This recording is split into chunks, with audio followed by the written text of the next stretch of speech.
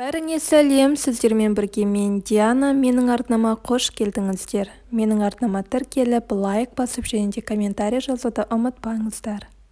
Бүгін өте ерекше әрі дәмді пирог жасағалы тұрмын. Бұл пирогты мен әр қонақтар келген сайын міндетті түрде жасаймын. Себебі жасалуы өте оңай және де түрі де әдемі, дастарханның сәнін келтіретін пирог болып келеді. Ал бастайық. Ең алдымен барлық заттарымыз бөлме температурасында болу керек.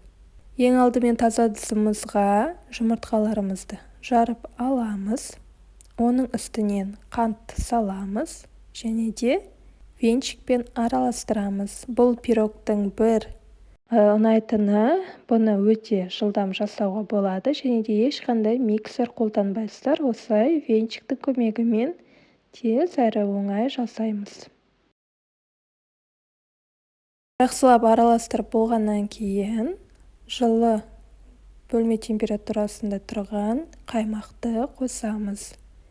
Қаймақ болмаған кезде мен кейде айранда қосып жіберемін. Немесе айран, немесе қаймақ екеуінің біреуін қоссаңыздар да болады.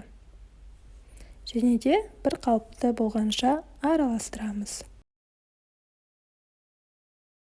Енді жартылай шай қасық сода және де сондай көлемде разрыхлитель қосамыз. Соданы қосқан себебім, менің пирогымда қаймақ бар, яғни немесе айран болғандықтан соданы міндетті түрде қосуы керек. Және де үккіштен өткізілген ұнды қосамыз. Ұнымызды қосып болғаннан кейін жақсылап тұрып, венчикпен араластырып аламыз.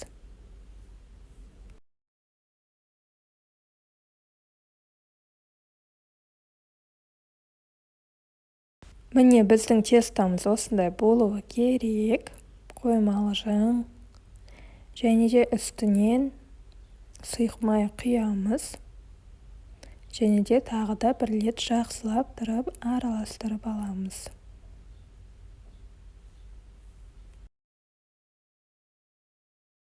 Көріп тұрғандарыңыздай, бұл пирогқа көп зат керек емес, үйдегі бар заттан жасалатын пирог.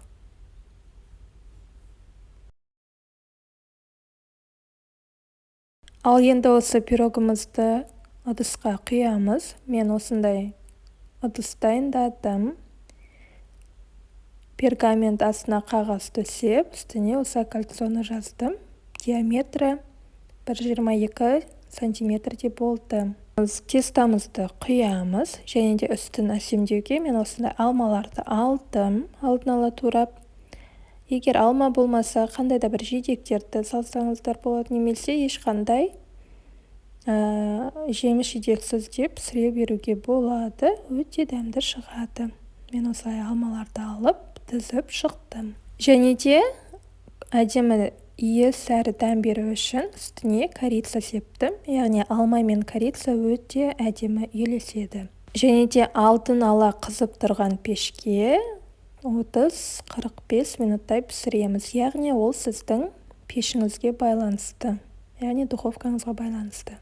Тестаңыз тез басылып кетпейді. Яғни де әдемі болып тұрады. Сондықтан піскеннен кейін бірден пирогты алып шықпаңыздар. Сәл суын күтіңіздер.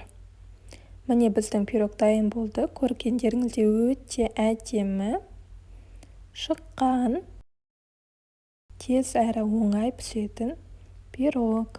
Міндетті түрде жасап көріңіздер.